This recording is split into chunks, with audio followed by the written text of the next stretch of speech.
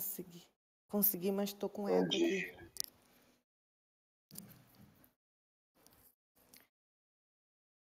Um minuto, gente, que tá esquisito aqui.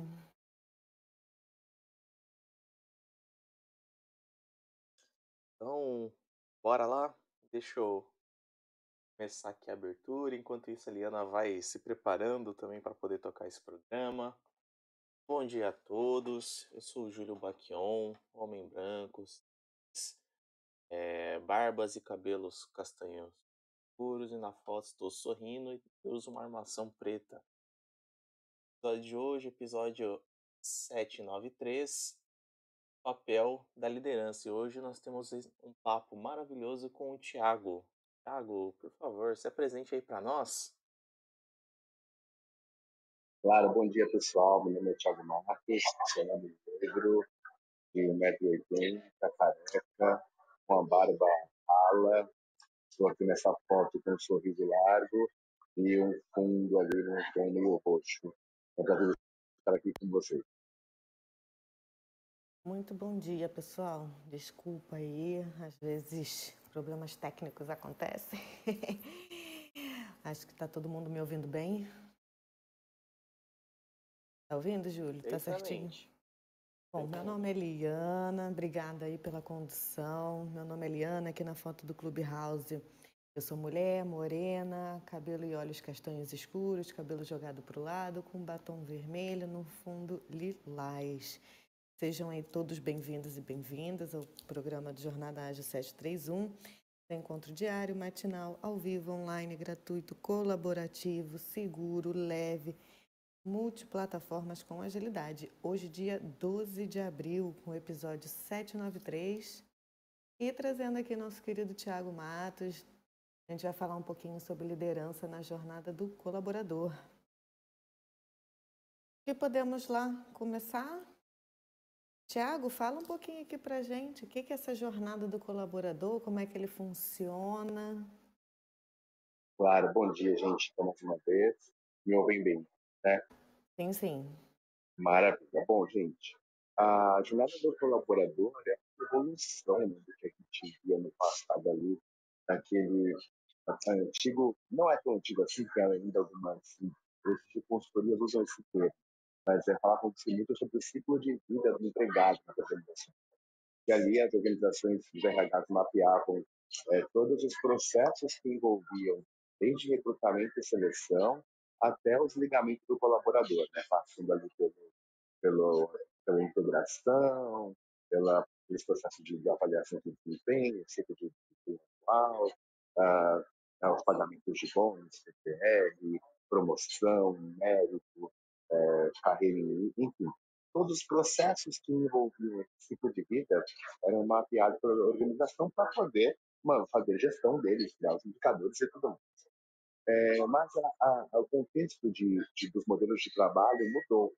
E o ciclo de vida do colaborador ele evoluiu porque a gente tem chamado nos últimos tempos aqui, nos últimos anos, mas cada vez mais forte aqui no Brasil, de experiência do colaborador, que vem muito, que deve muito da fonte do conceito de experiência do cliente. Se você for olhar ali conceitualmente a disciplina de experiência do colaborador, os principais indicadores, que devem muito da fonte do que o marketing já construiu para a experiência do cliente. Então, até as próprias ferramentas, métodos que são utilizados hoje para mapear a experiência, a jornada do colaborador, praticamente 90% delas são as mesmas que se usam para mapear a experiência do cliente. Então, quando a gente falou de jornada do colaborador, é mais do que mapear processos como era no ciclo de vida do empregado. É o mapear também a experiência. Então, eu deixo de olhar, né, só para o processo, para a SLA, só para o indicador em si. É óbvio que a gente continua olhando para isso, né, para a diminuição de SLA, para desburocratizar processos, para facilitar e destravar a jornada na rotina de trabalho do colaborador, mas, além disso, ganhou-se outros contextos, né, de como é que a gente proporciona uma experiência de trabalho agradável, que tenha a nossa cara como organização, que esteja personalizada ao ponto de que pessoas reconheçam este lugar como único, e é isso que tem feito a diferença para as organizações que têm levado a sério, né, o conceito e a disciplina de experiência do colaborador, de jornada do colaborador nas organizações. É trazer mais as pessoas para o centro mesmo, né? Porque a gente ainda lida, em alguns lugares, muito com números, né? Você acaba sendo bom só se você gerar aquele número bom. E eu até comentei esses dias numa palestra que eu fiz que a gente deve, né, trabalhar com números, mas saber também que existe uma pessoa ali atrás daqueles números. E se ela não for bem motivada, bem engajada, os números vão cair, porque os números são frios, né? Então a gente precisa engajar, estimular, entender o trabalho de pessoas para pessoas também, né, Tiago? Boa, é isso mesmo, Liana. Porque assim, hoje, se você não der voz, sem voz você não tem engajamento. Então as pessoas, inclusive porque o modo do profissional hoje, pensar sua carreira e pensar o ambiente de trabalho, tem moldado também as escolhas que ele tem feito em relação à própria carreira.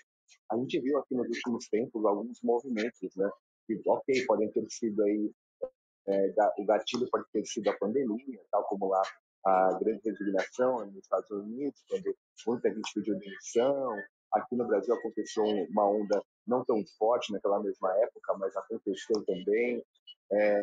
E isso tem a ver com as pessoas ressignificando as escolhas em relação ao trabalho e carreira. Tá? Então, assim, mesmo aqueles que têm ali talvez empregos em posições mais operacionais e que precisam mesmo ali do trabalho para poder comer, porque a maioria das pessoas ali que estão no trabalho não estão pensando muito em carreira, estão pensando em ganhar o dinheirinho ali para manter a casa, para manter a família, para fazer suas compras do mês, mas mesmo essas pessoas têm pensado melhor nas suas escolhas de carreira. Não é só também, não é só pela grana, não é só para se manter, mas as condições de trabalho que me serão oferecidas vão minimamente me atender às minhas expectativas em relação à qualidade de vida, em relação à saúde. Então, o mercado precisa olhar para isso com um pouco mais de seriedade.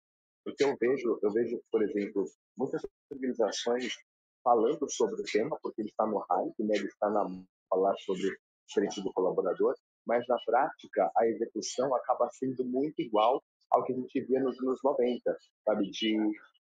Só modelagem de processos, só modelagem de fluxos, sem olhar para o contexto de experiência. E aí a pergunta que eu faço, que eu deixo no ar isso acontece porque as pessoas, as empresas, não estão sabendo executar ali o RH, não estão sabendo executar, colocar o colaborador no centro para a partir desse ponto de vista construir melhores experiências, melhores produtos de recursos humanos, melhorar a vida do colaborador na organização, né? Ou, primeiramente, não estão fazendo porque não acreditam na disciplina, ou eles não acreditam no processo, mas é mais para vender bem a marca empregadora da organização no mercado. É uma pergunta importante que eu me faço hoje quando penso na minha carreira, para tomar uma decisão de carreira. É uma pergunta bastante importante mesmo, porque tem muita coisa que fica muito bonito no papel, né? Nós fazemos isso, nós somos isso, e ali, às vezes, na prática, não funciona muito bem. Mas, assim, o pouco que eu vejo, eu tenho visto, eu acho que existe pelo menos, né, hoje em dia, as empresas mais novas, existe pelo menos uma boa vontade ali no tentar.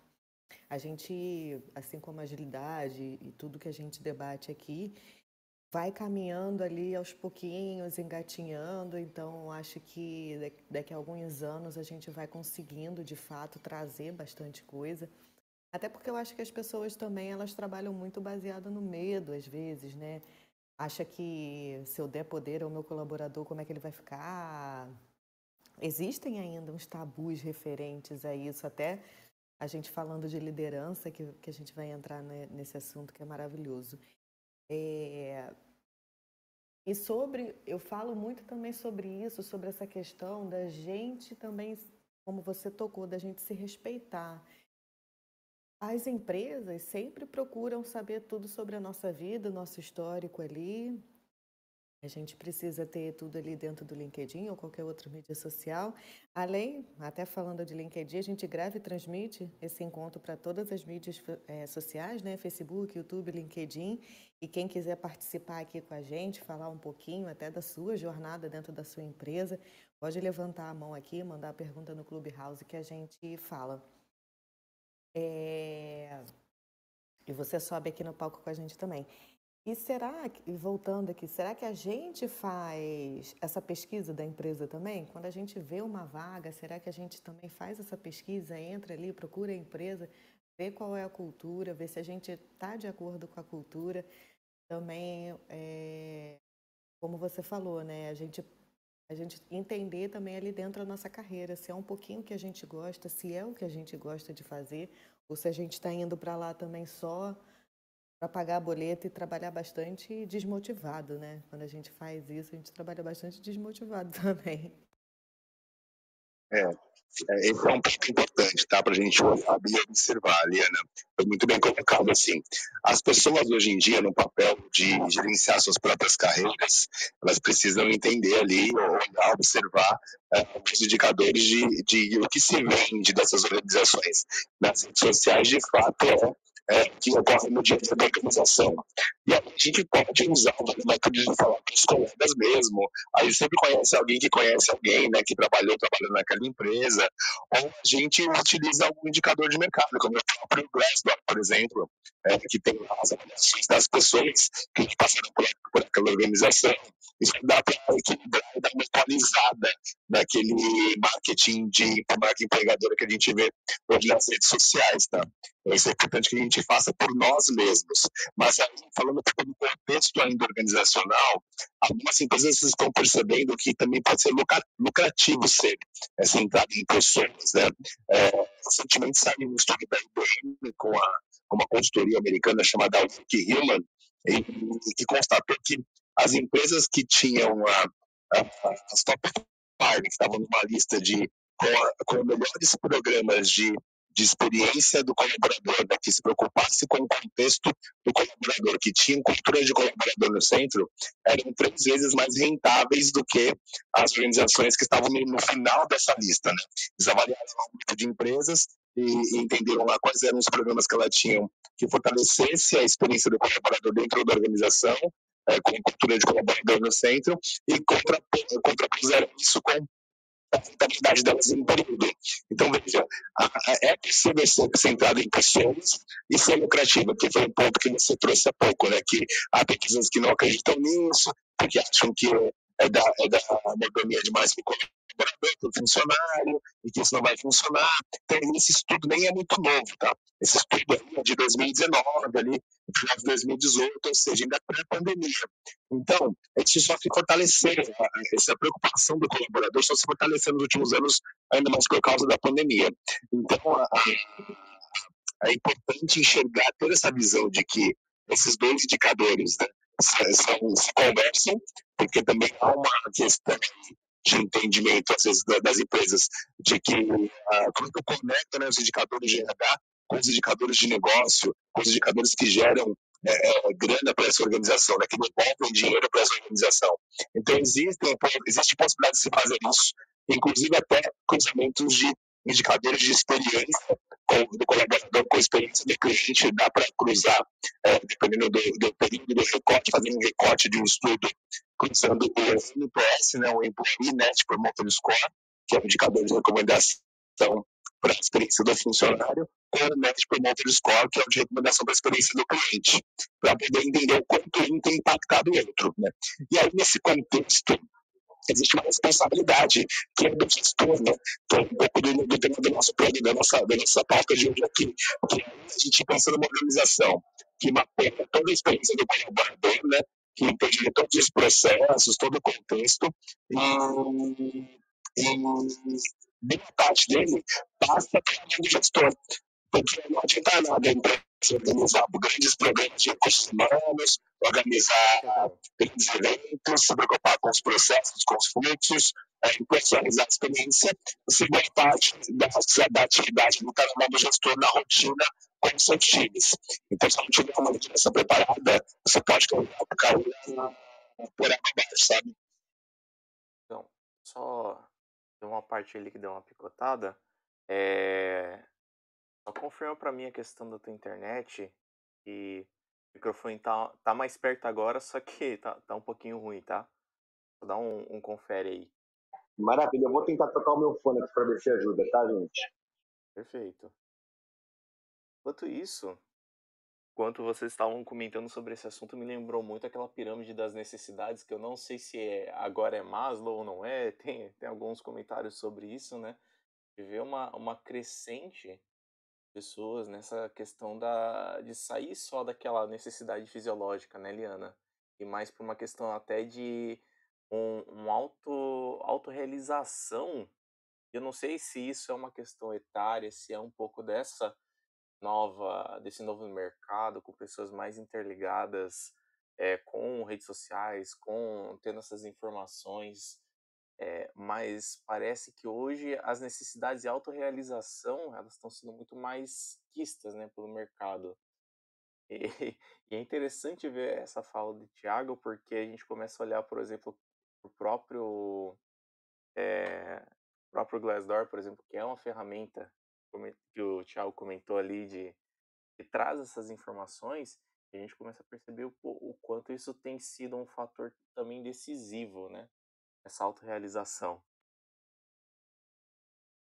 Sem dúvida, eu acho que a geração nova, eu vejo alguns professores falando sobre isso, essa nova geração que vem, tanto em questão de feedback, realização, autorrealização, né? Já tem uma mentalidade bem diferente do que a gente está acostumado. Como ele citou também, né, a pandemia trouxe muito isso também, das pessoas olharem um pouquinho para dentro e será que eu estou me realizando aqui? Será que eu estou fazendo alguma coisa realmente que eu gosto, né? E eu acho que é um pouquinho de tudo. Eu acho que é um pouco do avanço tecnológico que a gente vê, a geração também. Mal ou bem, a gente acaba sendo influenciado por isso tudo, né? A gente, quando percebe, traz para dentro da nossa consciência. Será que eu estou fazendo mesmo o que eu gosto? Será que é isso mesmo que eu quero? Eu vou trabalhar com o que eu gosto de verdade? Tanto que você vê gente, às vezes, abandonando aí carreiras de longa data e dando super certo em outras áreas, porque faz ali com amor, com paixão, com coração. A gente brinca aqui dentro que tem que sentir aquelas borboletas ali no estômago, né? E quando você parar de sentir, é porque você tem que parar de fazer, tem que procurar outra coisa para fazer. E é bem legal, porque eu mesmo, eu sou da área de TI, eu trabalhei muitos anos com TI e eu saí de TI. Eu achei que não era mais a minha praia. E fiquei uns anos fora e há pouco tempo, já tem um tempo já que eu voltei, quando eu voltei eu tive a certeza de que era isso mesmo que eu queria fazer e eu trabalho hoje em dia com o maior prazer, né? Então, é bem legal essa parte que você falou. E, Tiago, você até estava lançando seu livro, tudo, eu vi lá sobre os 7 passos da jornada. Comenta um pouquinho pra gente também esses 7 passos da jornada aí. Não sei se você já voltou, quer testar o microfone. Tá voltando. Pessoal, alguém aqui tem alguma jornada dessa de colaboração, que já viu, que já presenciou? Alguém já largou aqui o emprego para fazer outra coisa? Vamos comentar aqui com a gente. Vou até aproveitar, Liana, né? Uma forma das empresas trabalharem, né, nessa questão retenção até dos talentos, para que as pessoas se sintam bem estarem, né, na organização. Eu gosto de pegar o exemplo da Conta Azul, aqui de Joinville, porque eles têm um trabalho muito bacana a questão do espaço deles, né? Como eles trabalham até a questão do pensar o espaço que eles têm para poder fazer com que esse local seja um local, né, de acolhimento para que os profissionais tenham uma sensação até de pertencimento, né? Então, pô, geladeira aberta, comida direto, ter uma pessoa responsável só pela gestão de alimentação do pessoal, guloseimas, lanches saudáveis, enfim. O bom e velho escorregador e piscina de bolinhas, que é aquela coisa assim, é, é tentativa de infantilizar o profissional? Cara, eu não sei, mas as pessoas gostam, tem pessoas que valorizam isso. Espaço amplo, eh, o local lá ele procura ter menos separação, ser um pouco mais aberto, ter toda a organização, né, próxima. Eles fizeram até um negócio bacana durante o Cagão voltou aqui.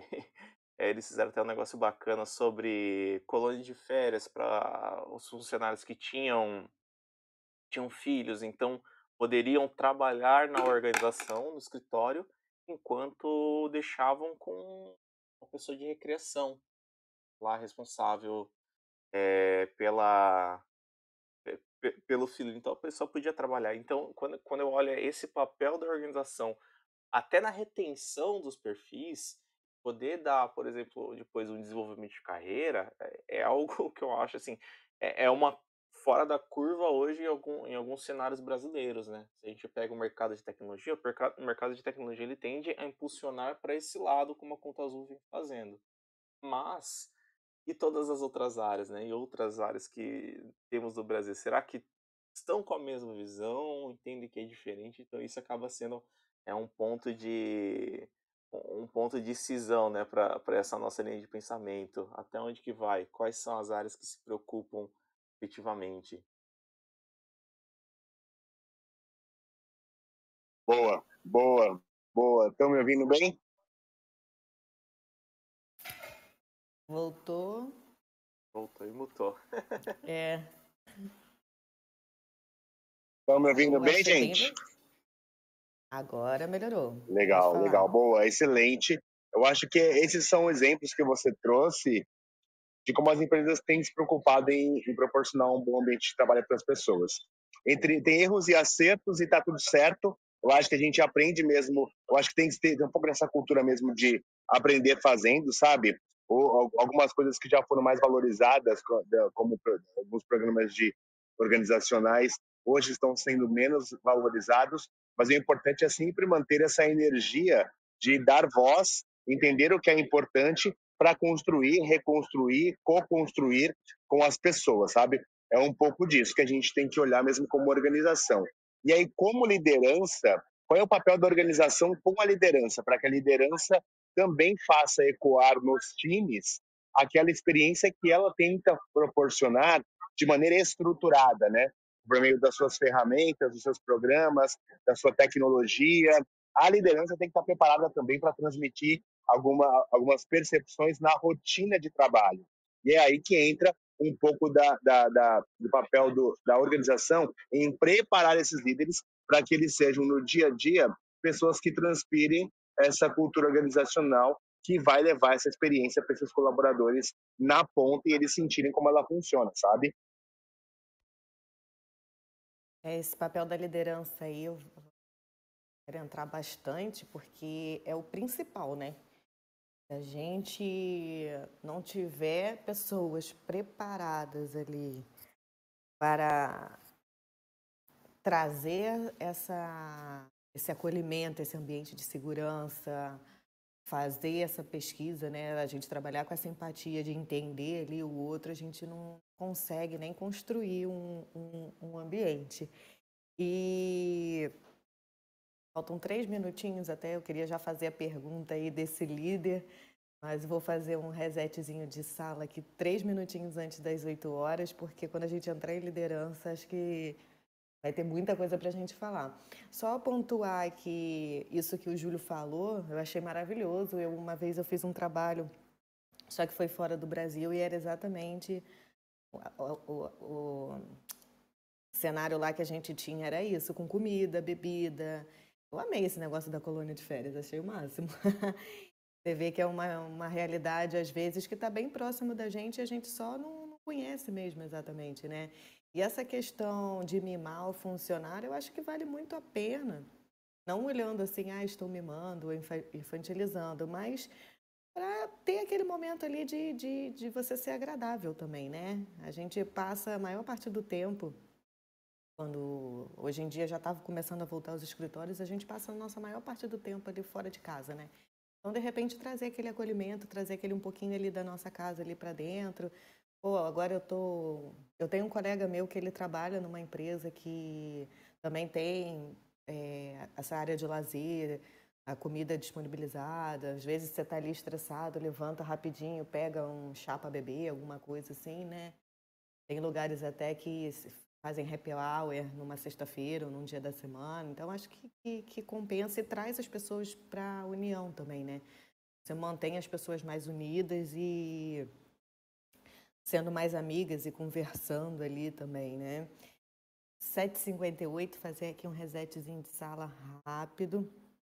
É só pontuar aqui que nós estamos no programa Jornada Ágil 731, nosso encontro matinal com agilidade, hoje dia 12 de abril de 2023, com o episódio 793, estamos chegando aí já perto do 800, hoje com o Thiago, falando sobre liderança na jornada do colaborador, falamos aqui um pouquinho sobre a experiência do colaborador, sobre alguns indicadores, sobre números, e a gente focar mais nas pessoas do que nos processos, a gente desburocratizar, né, esses processos, a gente fazer a experiência do trabalho ali uma coisa boa, porque a gente precisa ter realização ali dentro do que a gente faz também. E vamos lá, como é que funciona esse papel? Qual a importância dessa liderança aí dentro dessa jornada do colaborador? Como é que a gente pode trazer os líderes, né? E a gente não faz líderes, né? A gente ali orienta esses líderes para a gente ter uma experiência melhor e trazer as pessoas para o centro. Thiago? Oi, Liana, cortou um pouquinho sua fala, mas eu entendi sua pergunta. Vocês me ouvem bem? Sim. Maravilha, então vamos lá, gente. Bom, nós estávamos falando aqui o quanto, né, as organizações, uma parte delas que já entendeu que a experiência do colaborador pode ser um diferencial competitivo, pode não, vai ser para ela um diferencial competitivo no mercado pela busca de talentos, a guerra pelos talentos do mercado, boa parte delas, essas empresas que já reconhecem isso, entendem que é mais do que elas, como organização, se estruturarem para oferecer um bom ambiente de trabalho, boas ferramentas ali na tecnologia para a execução das tarefas, um ambiente físico, né, uma estrutura física ali com tudo que vocês já disseram aqui, por exemplo, se for o jeitão da empresa de oferecer, né, um ambiente que tenha possibilidade de fazer um happy hour, um ambiente que seja mais clean, mais, enfim, de acordo com a cara da empresa. Mas, além disso, existe um papel importante que é o do próprio líder. Se o líder não estiver alinhado com este modelo, com essa cultura, com esse jeitão de ser que essa organização quer transmitir, não vai adiantar os esforços e investimentos que essa organização vai colocar na tentativa de oferecer uma melhor experiência. Porque boa parte do tempo que o colaborador está na sua rotina, ele está em troca, em interação com o gestor. Então, se você parar para pensar, quando a gente fala de jornada do colaborador, a gente fala lá de mapear eu quero mapear uma jornada específica lá, mapear a jornada do onboarding, por exemplo. Boa parte da rotina dessa jornada estará os principais pontos de contato, boa parte deles será com o próprio gestor, na rotina, no dia a dia, na conversa. Então, o gestor, por ser um dos pontos de contato principais ali no dia a dia dos colaboradores, ele também tem que ser preparado, ele também tem que ter essa consciência do papel dele em proporcionar uma boa experiência, ele tem que saber como fazer isso, né? Então ele tem que entender esse contexto além do papel dele de líder de time. Então, as organizações que percebem isso começam a preparar essa liderança baseado em uma cultura, que é um modelo que eles querem transmitir para esse colaborador na organização, e aí o negócio começa a funcionar. Então, eu recentemente, nos meus estudos, eu achei um artigo publicado aqui pela Forbes que traz um pouco desse contexto que eu estou falando para vocês. E aí eles listaram lá alguns comportamentos, ou eles chamaram de estratégias, mas a gente pode chamar de dicas, inclusive, de como o gestor pode, na rotina, no dia a dia, tomar algumas atitudes, né, ter alguns comportamentos que é, validam e que ajudam a transformar a experiência da rotina do colaborador em algo positivo na sua rotina. Então, aqui é importante dizer que o que a Forbes traz no seu artigo é algo generalista. As organizações, elas já têm, por exemplo, seus próprios comportamentos esperados, né, baseado ali na cultura organizacional, nos valores e nos comportamentos da liderança para que ela transpire a cultura organizacional, mas esses cabem em qualquer contexto, porque são práticas fáceis de fazer, que a gente pode, como líder, colocar na rotina e conseguir melhorar aí a minha interação com os meus colaboradores. Fiquem tranquilos que eu não vou falar de todos aqui, porque eram muitos, mas eu vou trazer alguns para vocês para a gente bater um papo e refletir, tá? Liana, quer fazer algum comentário? Júlio? Eu ia falar mesmo para você trazer alguns exemplos aqui do artigo, que eu adoro tudo que eu posso conhecer sobre liderança, porque a gente está sempre liderando em todas as áreas da nossa vida, e é bem isso que você falou, né? A gente pode aplicar em qualquer situação.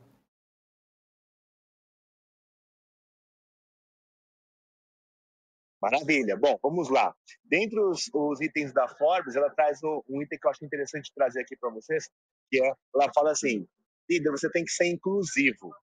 E aí, quando eu pensei em líder inclusivo, eu pensei muito nas questões de equidade, diversidade e inclusão, que são programas que já existem dentro das organizações, em boa parte delas, mas quando eu fui ler lá a questão específica que o artigo trazia, eu entendi o contexto e fez muito mais sentido.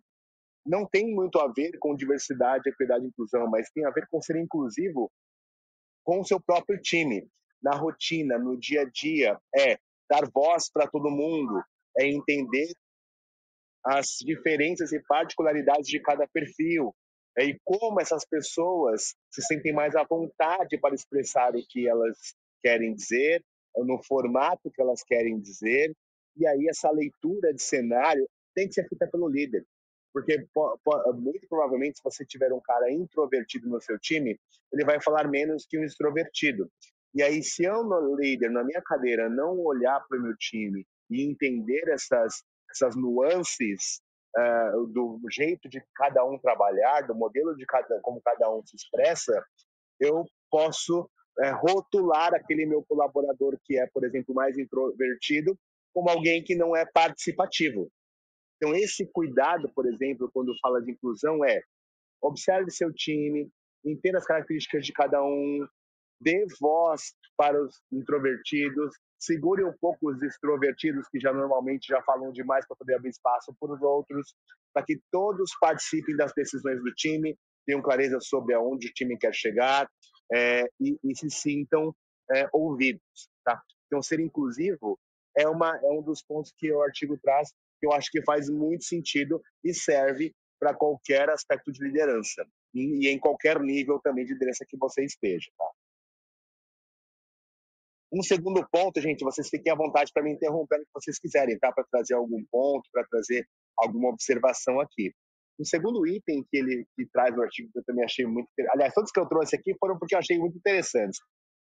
Então, vou ficar repetindo isso algumas vezes aqui, então não se preocupem com isso, não fiquem incomodados. Fica à vontade. Porque todos que eu trouxe aqui são muito interessantes, e aí vocês vão perceber, gente, que não tem novidade aqui. Mas a questão que me ficou, né, no dia que eu li, e a gente não faz isso normalmente na rotina, né? A gente acaba se mergulhando em problemas para resolver, em metas para entregar, e acaba deixando de lado coisas que deveriam ser normais para a gente executar, sem ter que ficar pensando muito para fazer, sabe? Então, o segundo ponto que eu achei interessante desse artigo, que ele fala lá, cumpra suas promessas. E aí, quando fala de cumprimento de promessas, tem muito a ver com o cumprimento de promessas que a liderança faz para o time que, por vezes, sabe que não pode cumprir, que não está na mão dela decidir. A gente já ouviu muitas vezes, eu já ouvi, alguns vocês que estão aqui nos ouvindo também, já devem ter ouvido muitas vezes que, às vezes, o líder faz lá uma promessa, por exemplo, de promoção ou de mérito, e aí depois chega naquele momento crucial que vai acontecer e fala que o RH não liberou. Aí terceiriza, né, a culpa para outra área. Então, assim, se você já sabe que é uma coisa que não está na sua mão, deixe as claras. Fala, olha, por exemplo, nesse caso, você está pronto, pretendemos, tem um período aqui para esperar, porém, vai depender de eu ter orçamento, vai depender de a gente ter lá a vaga aprovada, vai depender de um movimento de uma estrutura, ou tem outros fatores que vão acontecer, que podem barrar essa sua promoção, por exemplo. Então, se comprometa só com aquilo que você pode cumprir. E, a partir daí, cumpra suas promessas. Não deixe de fazer aquilo que você prometeu. Cumprir as promessas tem a ver com estreitar a relação de lealdade, a relação de confiança com o time. Então, para você manter esse termômetro, é preciso muita conversa, muito feedbacks com frequência na rotina, para que esse diálogo se mantenha sempre acontecendo, de maneira honesta e de maneira perene. Então, líder, cumpra suas promessas e só se comprometa com aquilo que você possa cumprir. Tá certo? Muito bem. Essa da Pode falar, Liana. promessa acontece sempre, né? Principalmente acha que é um fator motivacional ali, né? Não, eu vou fazer aqui para ele se motivar sem ter essa certeza mesmo, né? Esse fator motivacional, dinheiro, né? Que a gente citou aqui. E depois eu finjo que eu não vejo mais. Ou terceiriza a culpa, né? O que acontece muito, né? Terceiriza a culpa. Terceirizar a culpa, Não deu, o RH não deu, a empresa não liberou. Acontece bastante. E aí, isso é fruto também de uma liderança despreparada, para saber, na verdade, qual é o seu papel nesse contexto, qual é a responsabilidade dela nesse contexto. Tem muita liderança também que faz isso por, de fato, não saber achar que realmente é o RH quem decide. E não é. Não é o RH quem decide o orçamento sobre a sua própria área. Não é o RH que decide o momento de promover alguém ou não. Não é? Então, existe ali uma preparação do próprio gestor em relação ao time, existe uma questão orçamentária que esse gestor tem que lidar com o seu gestor, né? O chefe do chefe, tem que lidar com ele para entender aumento de quadros, diminuição, se vai ter verba para isso ou não, para que o RH depois só assine. É muito isso, sabe? Então, a gente tem que entender que a gestão também ali, a estrutura do time, é papel do gestor e não dá para ele terceirizar. Muito bem. Bom, seguindo aqui, um outro ponto que esse artigo traz e fala para a gente é: descubra o que os motiva, né? Descubra o que motiva cada uma das pessoas do seu time. E aí, quando fala de motivação, está falando aqui, gente, muito da questão individual de cada um, né? Então, assim, todo mundo trabalha por um salário, trabalha pela carreira, trabalha escolhe uma empresa X no segmento Y, muitas vezes porque quer estar envolvido com determinados tipos de projetos. Isso é comum para todos nós. No entanto, o motivo que me leva a estar hoje aqui, por exemplo, com vocês nesse programa, é diferente do motivo da Liana, possivelmente, porque o meu motivo é individual. Nós estamos aqui porque nós queremos trocar, conversar sobre o assunto, trazer informações, só que eu tenho um motivo muito específico de estar aqui. Ela tem o dela, o Júlio tem o dela, e cada um tem algum motivo muito específico para fazer aquilo que quer fazer. No trabalho não é diferente. Então, se eu estou com o meu par dentro de um time, eu estou ali tem algumas provavelmente vai ter semelhanças de escolha com os meus colegas de trabalho, mas vai ter aquele motivo muito específico dele escolher ainda estar ali naquela organização, fazendo aquela tarefa. E o papel do líder ali é descobrir qual é o motivo do Tiago, qual é o motivo do João, qual é o motivo da Liana, porque descobrir esse motivo vai fazer toda a diferença na gestão da rotina, na gestão do dia a dia, na gestão das entregas dos projetos, nos prazos. Eu, por exemplo, hoje eu tenho uma família grande, Morros e moro no interior de São Paulo. Então, hoje, para mim, a flexibilidade de agenda, de horários e de trânsito entre São Paulo e o interior é muito importante. É muito importante para mim. E aí, ter essa flexibilidade hoje na minha rotina é o que mais me motiva quando eu vou fazer uma escolha de qual empresa eu vou trabalhar, qual projeto eu quero me envolver. O meu parceiro do meu lado, não. Ele mora a 2 quilômetros da empresa, o que motiva ele é outra coisa. Então, e aí, para saber isso, o gestor tem que ter conversas reais com as pessoas. Tem que falar sobre a vida e não só sobre trabalho. Tem que falar sobre contexto familiar. Tem que falar sobre coisas que a pessoa gosta de fazer fora do trabalho. Tem que conhecer de fato a vida das pessoas fora do trabalho. Só assim vai descobrir o que motiva cada um para estar naquele equipe. E a partir daí, essa conexão fica mais forte. Então, para isso, tenha conversas reais, bata papo sobre vida, não só sobre trabalho, e se conecte melhor com o seu time, com os seus colaboradores. Beleza? Eu amo isso. Eu amo porque tem gente que pensa muito ai, mas como é que eu vou saber se ele está sendo falso ou não, só para saber as coisas, né? E você tem alguns exemplos também que mostram, né, quando você começa a fazer isso real ou sendo de falsidade, assim, porque eu acho muito importante. Eu bato muito nessa tecla também com o pessoal que eu trabalho, que a gente precisa muito estar próximo das pessoas que a gente trabalha, gente. A gente tem que conhecer, tem que perguntar como é que tá. Às vezes um bom dia, nossa, você melhorou, como é que você tá? Esses dias mesmo eu estava com uma menina que trabalha comigo, que a filhinha dela estava doente. Gente, no dia seguinte eu já mandei mensagem para ela, você tá bem, sua filha melhorou. É muito importante isso, a gente estar próximo das pessoas. É isso, sabe? É bem isso. É entender um pouco de contexto familiar. Né? A gente fala de como é que as empresas podem ser mais humanas, né? As empresas podem ser mais humanas entendendo o contexto de vida das pessoas. E a gestão de times é o mesmo ponto. Você entender as questões de vida das pessoas do seu time. E aí aqui, gente, a gente está falando sem tentar falar de clichês, tá?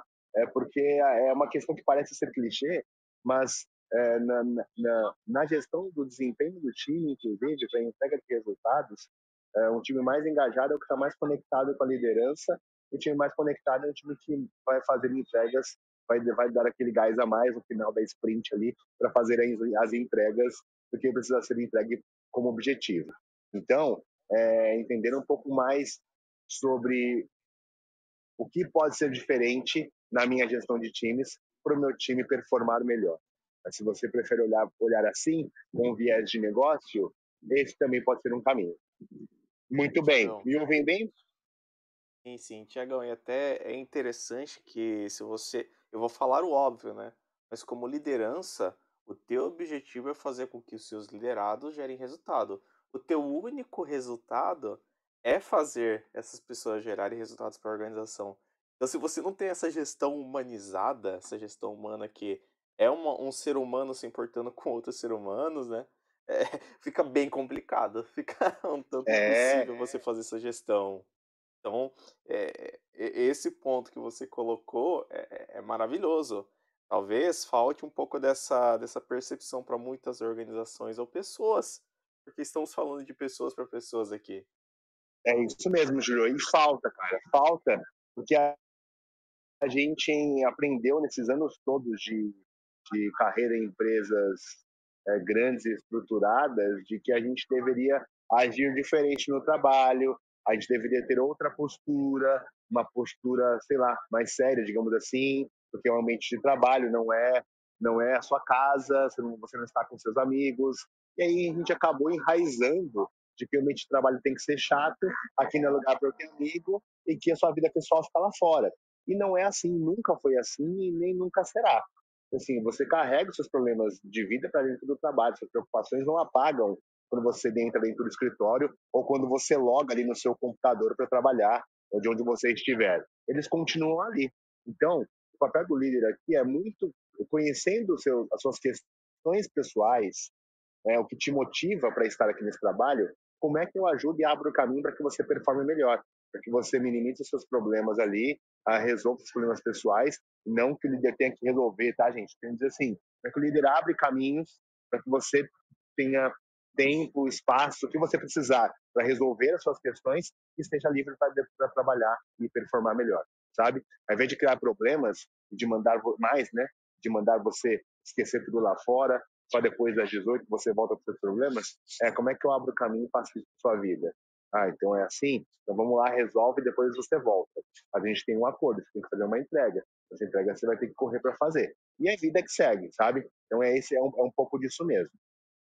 E aí, falando desse tom que a gente está agora, desse assunto que a gente está falando agora, né, de entrega de prazo, o próximo item que eles falam lá no artigo, que a Forbes traz no artigo, é sobre fornecer direção. Né? Fornecer direção, alinhamento e compromisso.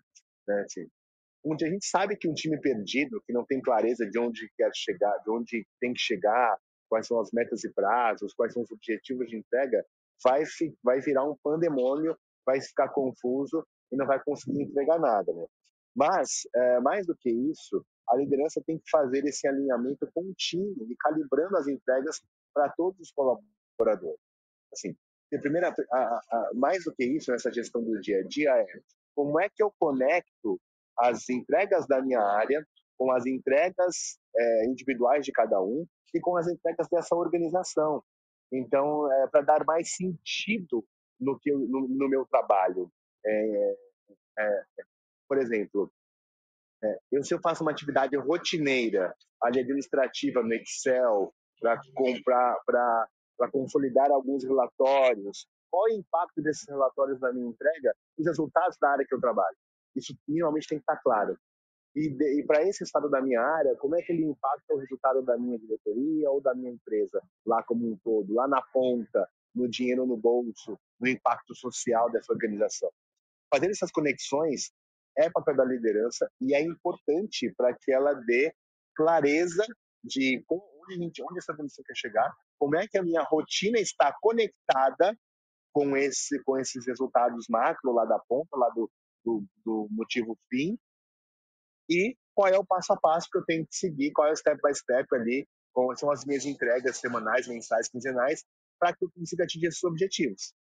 Então, ter direcionamento, alinhamento e compromisso com esses resultados, de uma forma que eu conecte, além de agilizar as entregas, além de proporcionar a possibilidade de entregas com mais qualidade, também fornece sentido de propósito.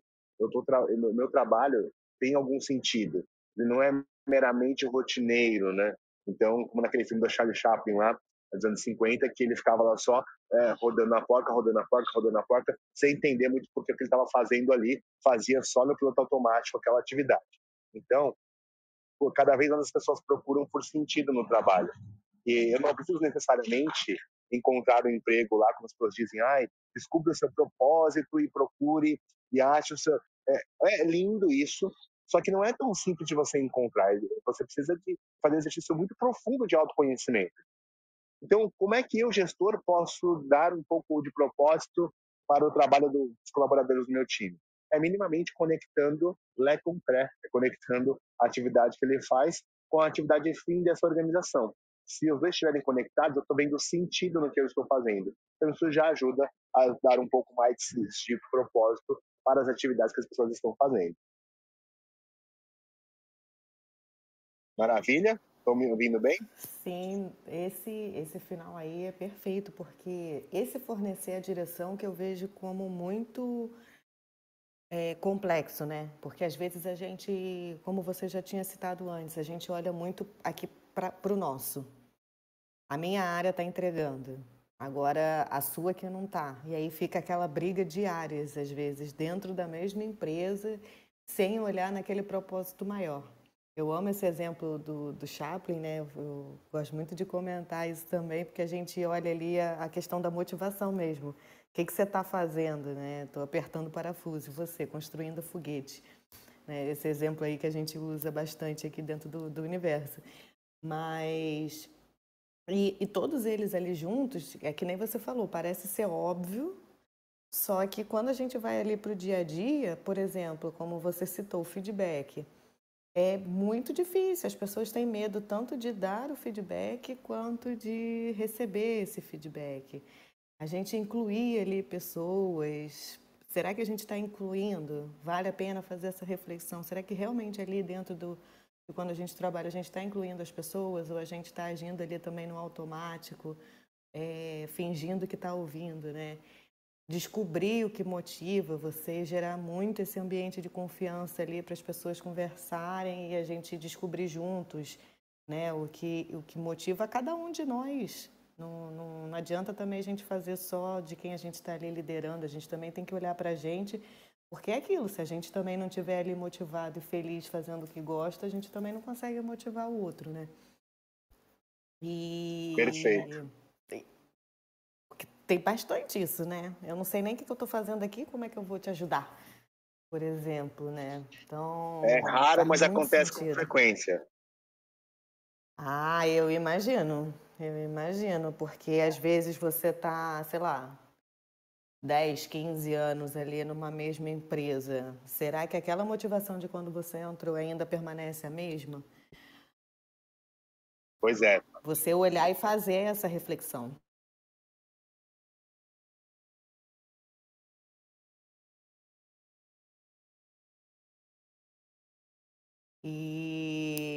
E assim, é aqueles pontos óbvios, mas que faz a gente realmente olhar para dentro, perceber e ter os insights de como hoje, agora, eu vou entrar ali no meu trabalho, vou perceber e trazer para dentro da nossa consciência, né? A gente ter essa inteligência emocional de trabalhar com as emoções do outro e a nossa, né? A Cristiane Santos até colocou aqui no chat, quando o líder olha para o colaborador com empatia, ele retém talentos e engaja a equipe. Eu vejo muita gente também comentando sobre isso, né? Como é que eu vou motivar, como é que eu vou fazer, ensinar a desenvolver, que foi uma coisa também que você falou, e depois ele vai embora. Também não posso fazer isso porque aí ele vai embora. Como é que a gente retém? Quando a gente cria esse ambiente saudável de trabalhar, a pessoa ela certamente nem vai querer procurar outro lugar para trabalhar. É isso mesmo. As pessoas podem até tomar a decisão de sair, né? Mas aquela decisão foi por uma questão que você, como líder ou a organização, não poderiam fazer nada. É um risco que sempre vai existir. Agora, eu não posso me privar de fazer o meu melhor como gestor por causa disso. Não, sim, sem dúvida, pois é. De repente ali algum outro fator que não tem nada a ver realmente com a sua gestão que vai fazer ela sair, ou talvez financeiro, ou ela vai se mudar, ela procurou novas áreas, né? E vale muito a pena a gente manter sempre um ambiente saudável. Eu tinha perguntado ali para você falar um pouquinho sobre o seu livro, quando você estava trocando de fone, que você fez o lançamento do livro, que tinha ali os 7 passos que eu estava olhando ali por alto.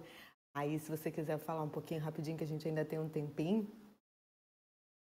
Claro, claro. Bom, eu lancei um livro recentemente, vai fazer um ano agora em junho, então ele ainda tá nascendo, né, fazendo 9 meses aí. O livro chama-se Jornada do Colaborador, os 7 passos para levar a experiência do colaborador nas organizações. E a ideia desse livro chegou quando eu me vi em um contexto onde colegas de profissão ali, de recursos humanos, não estavam patinando para poder montar um modelo de operação para implantar projetos de experiência do colaborador, né, de experiência, de jornada de experiência. Então, eu, batendo cabeça também, com aprendizados que tive aí nas empresas que eu trabalhei implantando modelos como esse, eu decidi escrever um livro, criei um framework de trabalho simples e escalável, para que as pessoas conseguissem, por meio dele, experimentar, criar jornadas de experiência de produtos de RH com o colaborador no centro. Então, o livro está vindo nas principais lojas, tanto físico quanto o livro digital. Inclusive, o meu livro estará na quinta-feira do livro ali da Unesp, nos dias agora entre hoje, dia 12, até dia 16, agora aqui em São Paulo, e ele está com uma promoção ali no desconto da Unesp de 50% do valor. Então, lá no meu perfil no Instagram, no LinkedIn também eu postei lá, tem um link de acesso para você, caso queira participar da feira presencialmente, e também para a compra do livro já com esse desconto. Então, aproveitem, porque é um tempo preço por tempo limitado. Opa, vou correr lá Eu vi que você me mandou também, eu já tinha visto ontem. A Cristiane também botou aqui. Eu percebo na minha equipe, muitos já tiveram proposta de salário mais alto, mas os que fazem ficar é exatamente o ambiente de trabalho e a forma como a equipe é conduzida. Olha que bacana, nos últimos 3 anos não tivemos saída na equipe, só pessoas chegando e agregando. Perfeito, Tiago, vou comprar seu livro. Júlio e Liana, meio tema e um bate-papo. Eu que agradeço, Cristiane. Agradeço todo mundo aqui presente, a Grazi, a Cíntia, Liliane, o Ricardo, Rafaela, todo mundo que passou por aqui, o Gildo, o André. Júlio, agradeço muito aqui seu apoio também, todas as suas contribuições. E se quiser aí contar mais alguma experiência, que a gente já está quase terminando aqui. Não. Eu acho que, assim, eu tenho que agradecer, tá? Super bate-papo hoje. Ali, as colocações do Thiago, às vezes, né, a gente pode ouvir essas coisas e pensar, pô, é óbvio, mas o quanto que a gente está trazendo, né, para as nossas organizações, o quanto que a gente está aplicando isso, o quanto que a gente está sendo efetivo essa geração de futuras lideranças até, né, não se preocupar em, em sentar no cargo, mas desenvolver pessoas para que você possa subir e para que essas pessoas abaixo de você continuem perpetuando uma boa prática, né, na sua função. Então, esse papo de hoje vale aí um centavo de Bitcoin, como diria o André. Então, Boa. só tenho que agradecer. Boa. E é isso que impressiona, né, Júlio? Porque a gente está precisando falar de obviedades, né? Isso é o mais impressionante. Coisas que a gente não precisaria falar.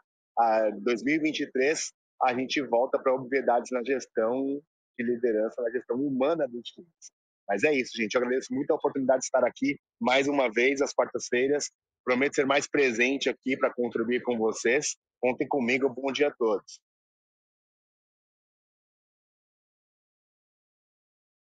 Aqui a Cristiane colocou, né? É difícil fazer o óbvio. E é muito difícil mesmo. E a Grazi também colocou o quanto que o óbvio não está sendo, o quanto que o óbvio não está sendo feito. E é verdade, né? Porque, como diz o Gildão, o óbvio precisa ser dito. Então, não é tão óbvio assim, né? A gente tem enraizado algumas culturas dentro da gente, alguns padrões que a gente traz. E, às vezes, a gente repete os nossos erros sem nem perceber, sem nem se atentar. Então, vale a pena bate-papos como esse para a gente realmente levar ali para o nosso dia a dia, prestar atenção o que a gente faz. E, como eu tinha citado, a liderança, ela é em qualquer lugar dentro da nossa casa, quem tem filhos, por exemplo, né? Então, a gente se tornar esse exemplo do que a gente também quer no outro, né? E trazer as pessoas para perto da gente. A Cíntia, parabéns a todos, excelente entrega. A Grazi também excelente. Eu que mais uma vez agradeço a presença de todo mundo, mais essa quarta-feira aí maravilhosa. Muito, muito, muito obrigada, Tiago. Foi incrível trocar com você aqui. É um assunto que eu amo demais, isso. A gente trazer as pessoas cada vez mais para o centro e humanizar, né? A gente precisa muito humanizar nesse mundo de inteligência artificial, tecnológico, que a gente está tendo essa avalanche aí de informação e tecnologia. Então, a gente trazer sempre as pessoas para o centro e humanizar com o coração, com empatia e sempre procurar e ser melhor. Muito obrigada a presença de todos aqui mais uma vez. Uma excelente quarta-feira para vocês e quartou, né? Beijo, beijo, beijo.